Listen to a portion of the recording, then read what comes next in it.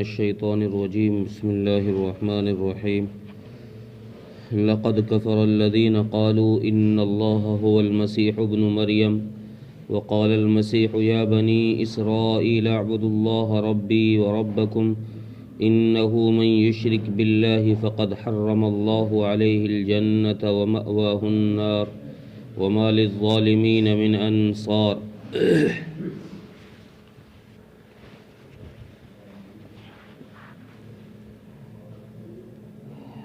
اس سے پہلے کی آیتوں میں اہل کتاب کو ایمان اور اسلام کی طرف بلایا گیا، ایمان کی دعوت دی گئی، اور پھر اللہ تبارک و تعالیٰ نے اس عہد کا بھی ذکر فرمایا کہ ہم نے بنی اسرائیل سے سارے رسولوں پر ایمان لانے کے لیے کہا، اور پھر اس کے ساتھ انہوں نے جو کیا اس کا ذکر کیا کہ انہوں نے نبیوں کی بات کو نہ مانا اور نبیوں کو انہوں نے قتل کیا، جھٹلایا، اور خیال یہ کیا، آخرت پر ان کا یہ ایمان تھا کہ نبیوں کے قتل کرنے کے بعد بھی یوں سوچتے تھے کہ ہمارا کچھ نہیں بگڑے گا، ہم نبیوں کی اولاد ہیں، ہمارے نسلوں میں نبی ہیں، لہذا اس چھوٹی موٹی غلطی سے ہمارا کچھ نہیں بگاڑا جائے گا۔ اب یہاں ان آیتوں میں آگے اللہ تبارک و تعالیٰ نے اہل کتاب کے عقیدے کو بیان فرمایا ہے۔ عقیدے کو بیان اس لیے کیا گیا ہے کہ آخرت کی زندگی کا دار و مدار جو ہے وہ عقیدے پر ہے۔ ہر ایک انسان کی آخرت کی زندگی کا دار و مدار عقیدے پر ہے۔ اگر عقیدہ صحیح ہے تو آخرت میں اس کے لیے کامیابی ہے، اور اگر عقیدہ خراب ہے تو آخرت کی زندگی میں ناکامی ہے۔ دنیا میں تو بعض دفعہ عقیدہ خراب ہونے کے باوجود بھی انسان کامیاب نظر آتا ہے۔ دنیا کے اعتبار سے تو انسان کا عقیدہ خراب ہونے کے باوجود انسان کامیاب نظر آتا ہے۔ کیسے؟ کہ بھئی اس کے پاس پیسہ بھی ہے، گاڑی بھی ہے اور بنگلہ بھی ہے، یہی چیز دنیا میں کامیابی کی بنیاد ہے۔ انسانوں کی نظر میں یہی ساری چیزیں انسان کے لیے کامیابی کی بنیاد ہے کہ بھئی پیسہ ہو، گاڑی ہو اور بنگلہ ہو۔ اب یہ چیزیں نظر آ رہی ہیں لیکن عقیدہ خراب ہے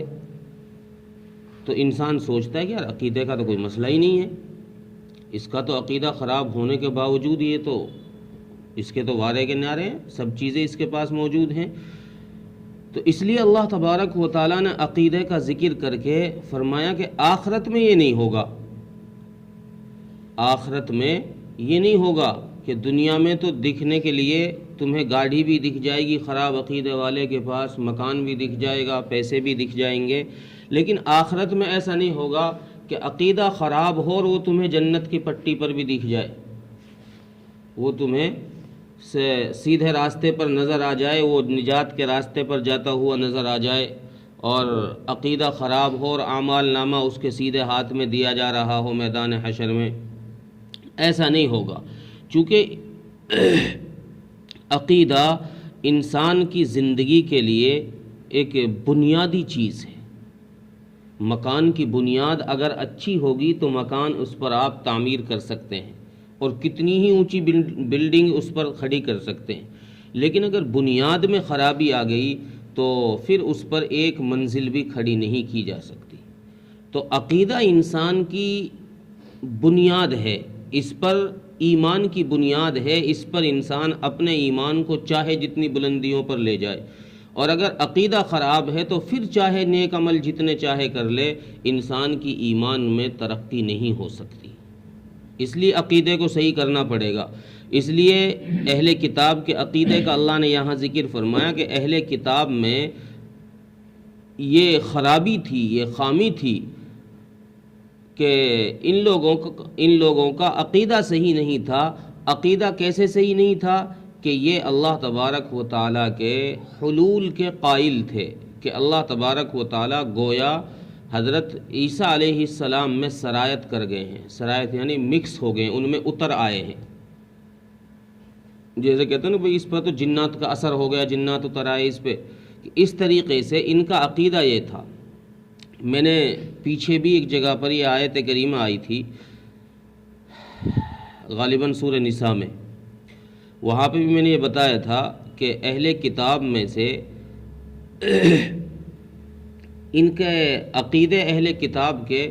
3 فرقے تھے، جن میں سے 2 کا عقیدہ ملکائیہ اور یعقوبیہ، 2 فرقے ایسے تھے جن کا عقیدہ یہ تھا کہ اللہ کی ذات سرایت کر جاتی ہے حضرت عیسیٰ علیہ السلام میں۔ ایک فرقہ ایسا تھا کہ وہ کہتا تھا کہ سرایت نہیں کرتی بلکہ الگ الگ ہی ہیں، وہ تثلیث کا قائل تھا۔ اگلی آیت میں اس کا ذکر آئے گا، وہ کل انشاءاللہ۔ آج کی آیت کے اندر یہ ہے کہ یہ ان 2 فرقوں کا ذکر ہے جو سرایت کے قائل تھے، یعنی اندر جانے کے قائل تھے کہ اللہ تبارک و تعالیٰ کی ذات حضرت عیسیٰ کے اندر میں گھس جاتی ہے، تو گویا حضرت عیسیٰ علیہ السلام ہی اللہ ہیں۔ بھئی جب ایک چیز اس میں مکس ہو گئی تو یہی کہا جائے گا کہ یہ چیز ہی ہے وہ جب اللہ تبارک و تعالیٰ کی ذات حضرت عیسیٰ میں سرایت کر گئی، اتر آئی، مکس ہو گئی، مل گئی، تو یہی کہا جائے گا کہ حضرت عیسیٰ علیہ السلام ہی اللہ ہیں۔ اس لیے ان کا عقیدہ یہ تھا ملکائیہ کا اور یعقوبیہ کا کہ حضرت عیسیٰ علیہ السلام ہی اللہ ہیں۔ باوجود اس کے اللہ تبارک و تعالیٰ نے حضرت عیسیٰ کا آگے قول ذکر فرمایا۔ حضرت عیسیٰ علیہ السلام یہ کہا کرتے تھے کہ بھائی میں اللہ نہیں ہوں، تم عبادت اللہ کی کرو جو میرا بھی اور تمہارا بھی رب ہے۔ تم اس اللہ کی عبادت کرو جو میرا بھی رب ہے، مجھے بھی پالتا ہے، تمہیں بھی پالتا ہے۔ میرے اندر کوئی سرایت نہیں ہوتی، میرے اندر اللہ اتر کر نہیں آتا، نہ میں اللہ ہوں، میں تو اس اللہ کی عبادت کرتا ہوں جو میرا اور تمہارا رب ہے، لہذا تم بھی اسی اللہ کی عبادت کرو جو ہم سب کا رب ہے، تمہارا بھی پالنے والا ہے، ہمارا بھی پالنے والا ہے۔ کیوں عبادت کرنی ضروری ہے؟ آگے اس کا نتیجہ اللہ تبارک و تعالیٰ نے ذکر فرمایا۔ اس لیے عبادت کرنا ضروری ہے کہ اگر اللہ تبارک و تعالیٰ کی عبادت نہیں کی گئی اور اللہ کی ذات و صفات میں کسی غیر کو شریک کیا گیا، اللہ کی ذات میں یا صفات میں کسی اور کو شریک کیا گیا تو پھر اسی کا نام شرک ہے۔ اسی کا نام شرک ہے کہ اللہ کی ذات کے ساتھ کسی کو شریک کر دیا جائے یا اللہ کی کسی ایک صفت میں کسی کو شریک کر دیا جائے، چاہے نبی ہو، کوئی ولی ہو، کوئی انسان ہو، کسی کو بھی اگر اللہ کی ذات کے ساتھ شریک کیا گیا، جیسے کوئی آدمی کہے کہ بھئی انسان کی صفت بھی دیکھنا ہے، اللہ کی صفت بھی دیکھنا ہے، اللہ بھی دیکھتا ہے، انسان بھی دیکھتا ہے، اور اللہ جانتا ہے، اللہ کی صفت جاننا ہے، انسان بھی جانتا ہے۔ تو ایسی بہت ساری صفات ہیں کہ جن میں کوئی کم سمجھ آدمی یہ کہہ سکتا ہے کہ بھائی دیکھو یہ صفت انسان میں بھی موجود ہے، اللہ میں بھی موجود ہے، تو گویا انسان اللہ کا شریک ہو گیا، اللہ کا ساجی ہو گیا۔ تو اس سے کہا جائے گا کہ دیکھو ان صفات میں اور اللہ کی صفات میں فرق ہے۔ فرق یہ ہے کہ انسانی صفات جو ہیں یہ ساری کی ساری ناقص ہیں اور زائل ہیں۔ ناقص کا مطلب ادھوری ہیں۔ انسان میں دیکھنے کی صفت تو ہے لیکن اس کی اللہ نے ایک لمٹ رکھی ہے کہ وہ اتنی دور دیکھ سکتا ہے، 1 کلومیٹر، 2 کلومیٹر، 10 کلومیٹر۔ اللہ کی صفت دیکھنا ہے لیکن اللہ کی صفت کے اندر کوئی تحدید نہیں ہے۔ اللہ لامحدود نگاہ دیکھ سکتا ہے، ہر جگہ دیکھ سکتا ہے۔ اللہ کی صفت، انسان کی صفت سننا ہے لیکن انسان کے لیے اللہ نے ایک حد رکھی ہے کہ یہ اتنی دور سے سن سکتا ہے، اور اللہ کی صفت سننا ہے لیکن اللہ کی صفت کے اندر کوئی تحدی نہیں ہے، کوئی حد نہیں ہے، حد بندی نہیں ہے کہ اتنی دور سے سنے گا، اتنی دور سے نہیں سنے گا۔ تو گویا انسان کی صفات اور اللہ کی صفات میں یہ فرق ہے کہ ایک تو اللہ کی صفات کے اندر کوئی حد بندی نہیں ہے، انسان کی صفات میں حد بندی ہے۔ دوسرا فرق یہ ہے کہ انسان کی صفات ناقص اور زائل ہیں، اللہ کی صفات لم یزل، یہ ناقص بھی نہیں ہے اور زائل بھی نہیں ہے۔ انسان کی صفت تو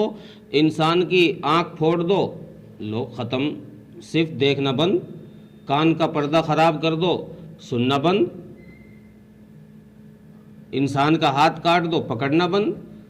تو اللہ تبارک و تعالیٰ کی یہ صفات جو ہیں، اللہ تبارک و تعالیٰ کے ساتھ ایسی متصف ہیں کہ یہ اللہ سے زائل نہیں ہو سکتی، ختم نہیں ہو سکتی، ناقص نہیں ہے۔ تو اس لیے کوئی انسان اللہ کی صفات میں شریک نہیں ہو سکتا۔ اور اگر پھر بھی کوئی آدمی کسی کو اس کا ساجھی بنائے، نہیں جی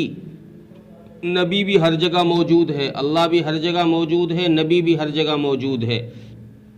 کوئی آدمی اگر نبی کو بھی اللہ کا شریک بنائے گا، جیسے یہودیوں نے، جیسے عیسائیوں نے حضرت عیسیٰ علیہ السلام کو اللہ کا شریک بنا دیا کہ اللہ ہی حضرت عیسیٰ علیہ السلام ہیں، تو اللہ تبارک و تعالیٰ نے فرمایا ایسے مشرکوں کے لیے ہم نے جنت کو حرام کر دیا ہے۔ ہم اللہ کی ذات و صفات میں اگر کوئی آدمی شرک کرے گا، کسی کو شریک ٹھہرائے گا، تو اللہ تبارک و تعالیٰ فرماتے ہیں کہ مشرک کے لیے ہم نے جنت کو حرام کر دیا ہے اور اس کا ٹھکانہ جہنم ہے۔ مشرک کا ٹھکانہ جہنم ہے، اور پھر جب ان کا ٹھکانہ جہنم ہے، انہوں نے اپنے اوپر ظلم کیا ہے، تو قیامت کے دن ان ظالموں کا کوئی مددگار بھی تمہیں نظر نہیں آئے گا۔ وَمَا لِلظَّالِمِينَ مِنْ أَنصَارٍ، مددگار کا ذکر جمع کا صیغہ اس لیے لے کر آئے ہیں کہ آخرت میں اگر کوئی مدد کے لیے آئے گا بھی تو ایک دو سے کام نہیں بنے گا، ایک دو سے کام نہیں بنے گا، ایک دو آدمی مدد نہیں کر سکیں گے۔ مدد کے لیے اگر وہاں کا نظام بڑا نظام ہے، اس لیے وہاں کی مدد کے لیے بہت سارے لوگوں کو مدد کے لیے آنا پڑے گا، لیکن اللہ فرما رہے ہیں کہ وہاں کوئی مدد کے لیے آئے گا ہی نہیں، وہاں کوئی ظالم کی مدد ہی نہیں کرے گا۔ ترجمہ دیکھیں، لقد کفر الذین قالوا ان اللہ هو المسیح ابن مریم، یقیناً ان لوگوں نے کفر کیا جنہوں نے کہا کہ مسیح ابن مریم ہی اللہ ہے۔ وقال المسیح یا بنی اسرائیل اعبدوا اللہ ربی وربکم، لیکن حضرت عیسیٰ علیہ